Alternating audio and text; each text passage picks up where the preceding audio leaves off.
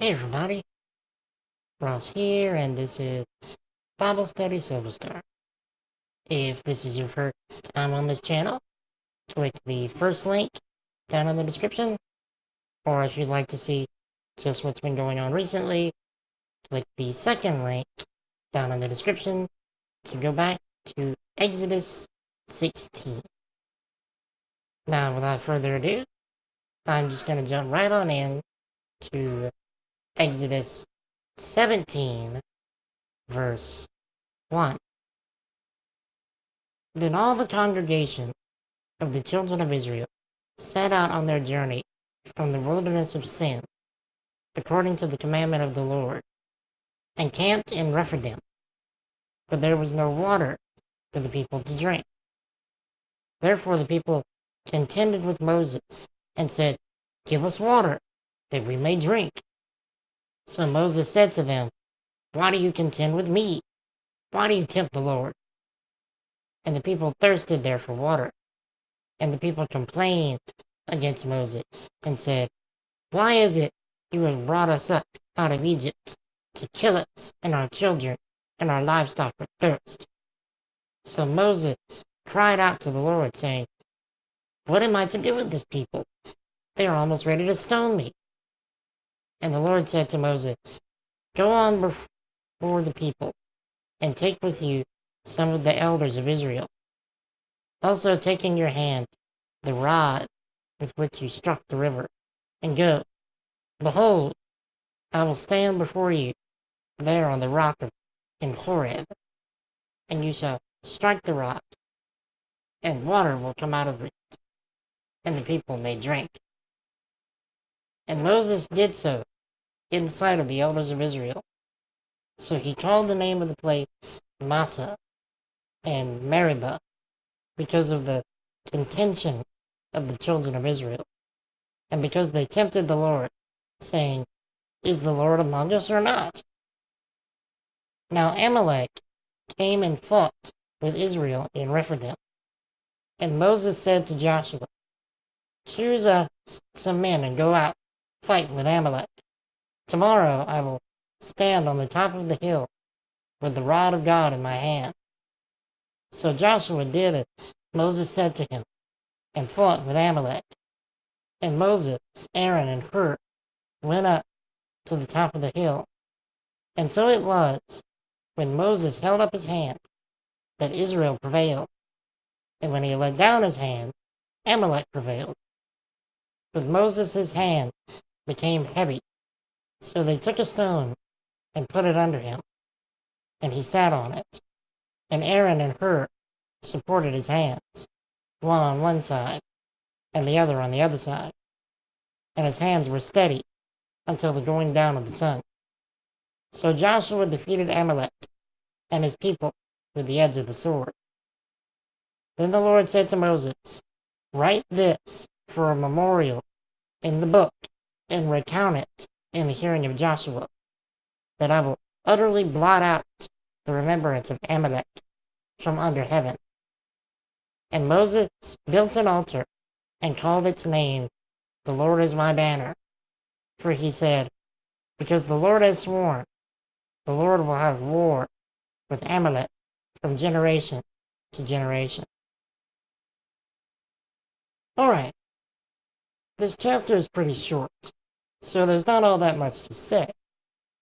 But anyway, this is the second occasion where Israel is having water troubles. As always, the first thing they do is complain to Moses. It's a good thing I'm not God, because I would have killed all these people a long time ago. But anyway, Moses basically responds, Why are you looking at me? I'm not the one who provides for you. The people just continue complaining and having another, You just brought us out here to kill us fit. Now, in verse 7, they're even dumb enough to ask, Is the Lord among us or not? I mean, seriously? It's ridiculous how fast these people forget. The complaining gets so severe that Moses becomes concerned that the people will stone him. Now, as always, God provides in such a way that there is no doubt that he is God and that he is indeed among them. He instructs Moses to strike a rock with his rod, and God caused water to come out from it. Now, after that, the chapter suddenly jumps to the battle with the Amalekites. According to the MacArthur Bible Commentary and the Calvary Chapel of Philadelphia, the Amalekites are the descendants of Esau. And we'll see, as we get farther along, that the descendants of Esau are the enemies of Israel.